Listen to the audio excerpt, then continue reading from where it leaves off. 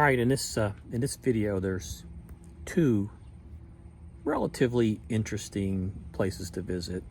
One is the AT stand, which is a small shed along the trail where you come out on a crossroad, and there's a sign there directing you towards this AT stand, which has cookies, potato chips, Pop-Tarts, Gatorade, soda. They also sell eggs. They must be like an egg farm or something.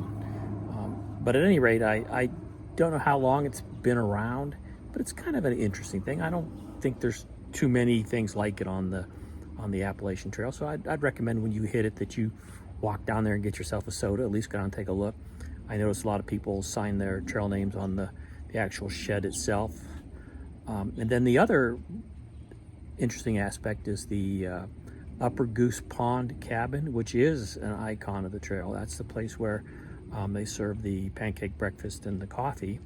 And a week or so ago, I read a comment about, maybe say I don't really know much about it other than that, but a week or so ago, I read a comment that someone put on Far Out that said they went there and they got one pancake, which kind of sounds kind of disappointing because, you know, one pancake isn't that much.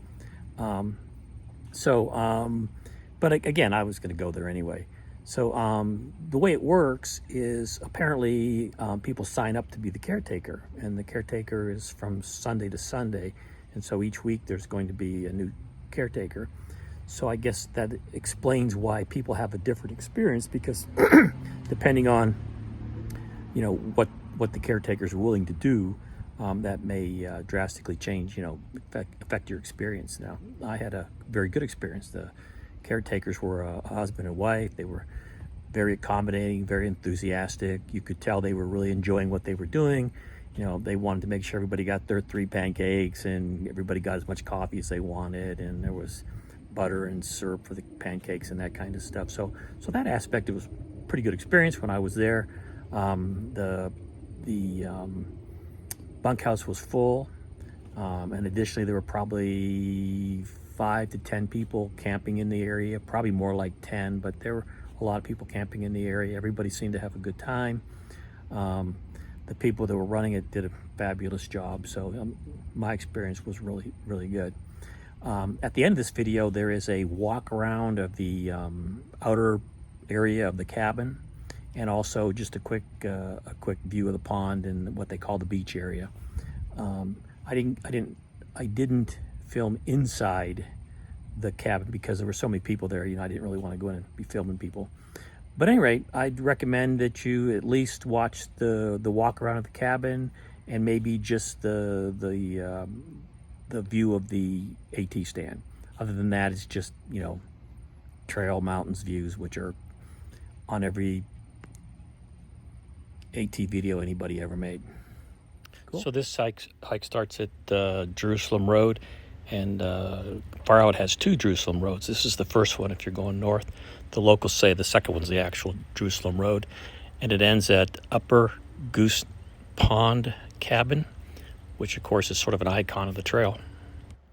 So there's a climb between the 2 Jerusalem roads, and this bench sits at the top of the first climb. And this is the view.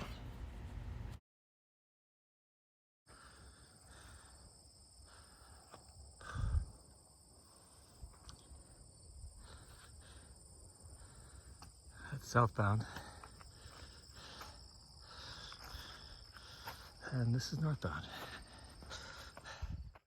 There's a loop at the top of this climb, and there's several views up there. Okay, so if you look at gut hooks, Far Out, there are 2 Jerusalem roads on the map, and supposedly this is the real Jerusalem Road and the other one's not. At least that's what one of the locals told me. But take that for what it's worth. And then this is the AT stand. If you're going north, when you come off the trail, there's a sign right there. If you're going south, I'm not sure how you'd spot it, but it's down the road about 50 yards at most, and I have no idea what's here.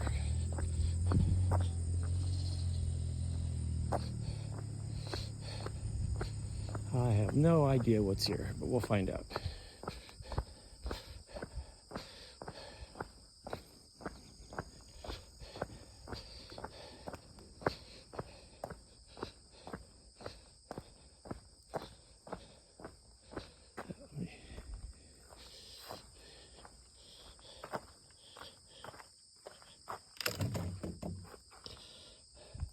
That would be a quick pack drop.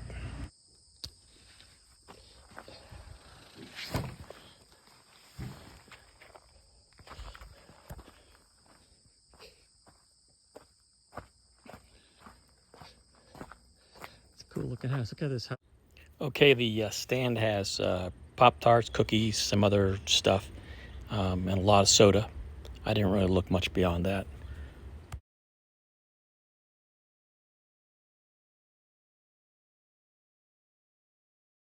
You fix those the first time you notice that. Okay, Oreos, Pop-Tarts. That's what they want for the sodas. Where's the...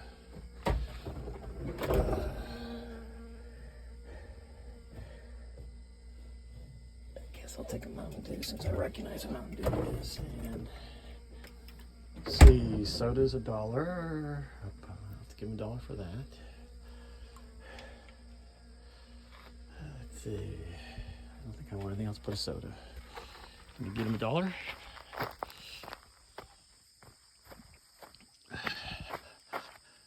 I'm gonna do a little 360 here.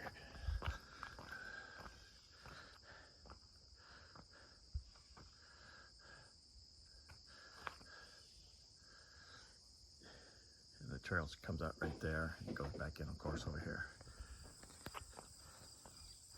So on the AT, I've passed lots of these. Most of them you can just go around because there's no wire. I can only think of one where there were actually cows in it. And then here's the second one. There's the cows down there. And the barbed wire's still up. So it's a real active, real, I don't know what they call these. But, okay, here we go. All right, so it rained last night, actually quite a bit. And these boards are wet. And anybody that's been on these things, they know that these things can be as slick as ice when they're wet. I mean, really slick. They get mossy and they are slick. You can see all the green crap growing on the side. So I'm not thrilled about walking on these wet, slippery boards, particularly on the downhill. And then they have a tendency to move. The roots are wet, the rocks are wet. Just God can get ready to knock me down.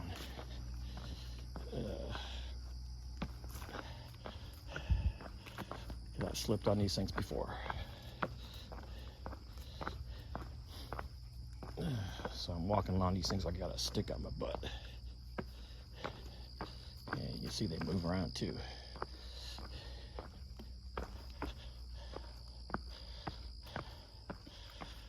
And I avoid walking on the rocks today too. If I have to, I do, but I don't walk on, or normally I just walk on the rocks. Like right here, I don't like walking on slick, wet rocks.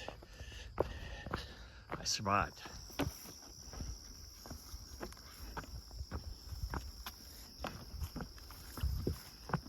Looks like we're in old pastures.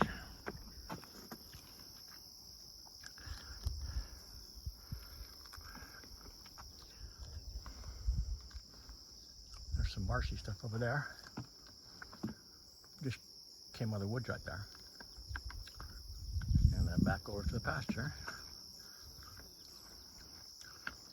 And then got a little boardwalk here for a while. Not bad. Feels pretty solid. A little shaky, but nothing that's not easily managed. Later.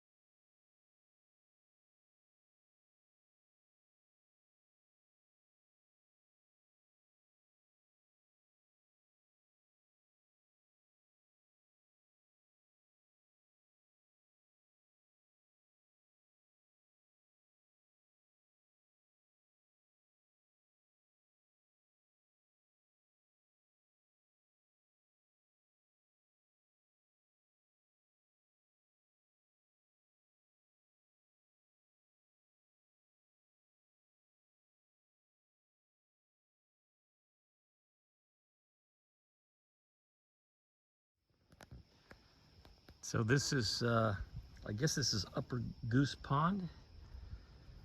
And I guess there's a Lower Goose Pond also. I think there's a little channel that goes right there through there to the other, or maybe it's over there, but I think it's here since I saw a boat go through there. The channel goes to the other lake. And this is the place where they have the canoes you can take out for free. And the Upper Goose Pond cabin is like, there's a path that goes, it's up there on the hill. And that must be the two canoes that you can use. And I am going to be washing my feet is why I came down here. Because I'm such a clean guy. That's pretty, I like it here. This is Upper Goose Pond cabin. This is the place where you get the pancakes in the morning. Whew.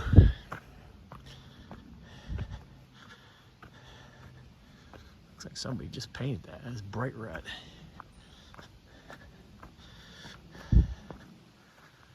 I'm coming up from the beach. The bunkhouse is upstairs.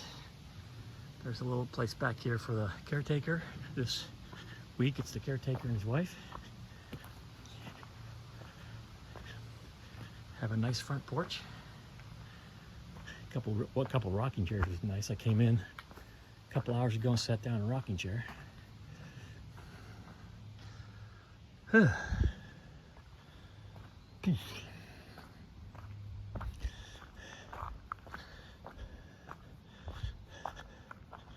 There's two privies here. There's one like right up, right up here, right up the trail here is where the camping area is. Camping area is right up there. That's how you get back to the AT also. To the AT, that's how you get back right there. Camping area is that way. There's a privy. There's a privy down there. Not sure what that is. Here's water. Bear box. Some propane tanks.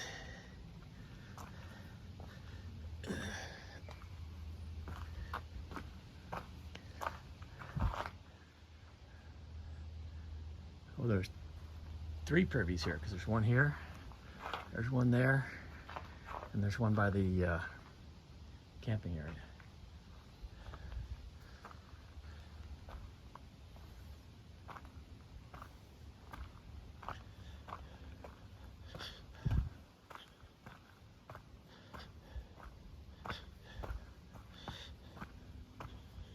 And that's the walk around. It says there's a dock down there, but the canoes are actually down by the beach. That's it.